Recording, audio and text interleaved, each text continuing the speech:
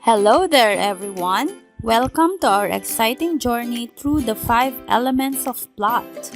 You might be wondering, why should I care about plot? Well, think of plot as a roadmap of a story. It guides us through the twists and turns, helping us to connect with characters and their adventures. A well-structured plot makes a story memorable and enjoyable. So what is plot?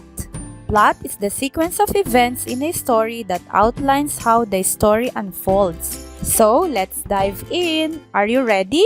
Let's break down the 5 elements of plot, each playing a vital role in telling a story. Here we go! First up, let's start with the foundation of any story, the exposition.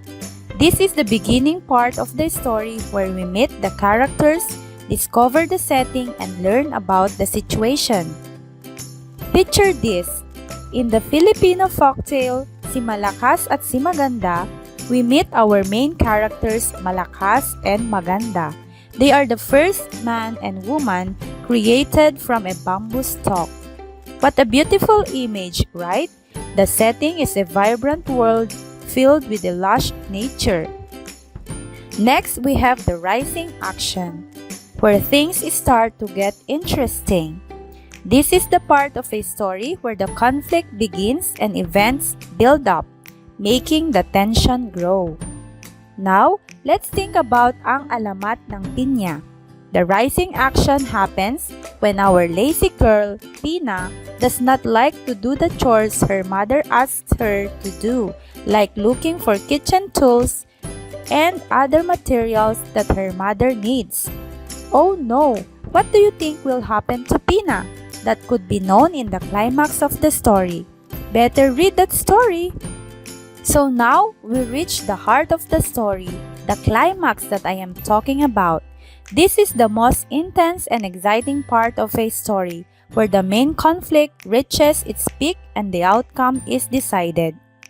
In Ibong Adarna, the climax is when Don Juan captures the magical bird after cleverly wounding his wrists. This is the moment that changes everything for the brothers and the kingdom. After all the excitement, we now move into the falling action. Falling action is the part of a story that happens after the climax, where the tension decreases and the story starts to wrap up, leading toward the resolution. In Juan Tamad, the falling action kicks in when Juan finally decides to get up from his lazy spot and climb the guava tree to get the fruit. It's a turning point for him from being tamad or from being lazy. Finally, we arrive in the resolution where everything comes together. Resolution is the conclusion of the story where everything comes together and the conflict is resolved. Finally, we arrive at the resolution where everything is tied up for a beautiful ending. This is the conclusion of the story where everything comes together and the conflict is resolved. In No Limitang Here, the resolution comes when Ibarra realizes the truth about his society and vows to fight for change. His journey leaves us wondering what will happen next in its sequel, El Filibusterismo. Bravo!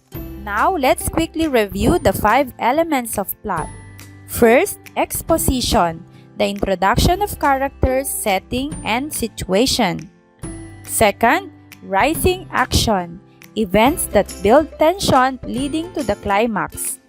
Third, climax, the turning point of the story and the peak of conflict. Fourth, falling action, events that follow the climax and begin to resolve the conflict. And fifth, resolution, the conclusion where the conflict is resolved. Now, here's a fun challenge for you. Can you think of a story you know and identify these 5 elements in it? Great job today, everyone! Remember, these 5 elements, exposition, rising action, climax, falling action, and resolution, are the backbone of any good story. Mastering these elements of plot will not only make you a better reader, but also a fantastic storyteller. Thank you for joining us in this adventure. We hope you feel inspired to explore the amazing world of stories. Until the next time, feel free to like this video and subscribe if you're not yet subscribed. Goodbye!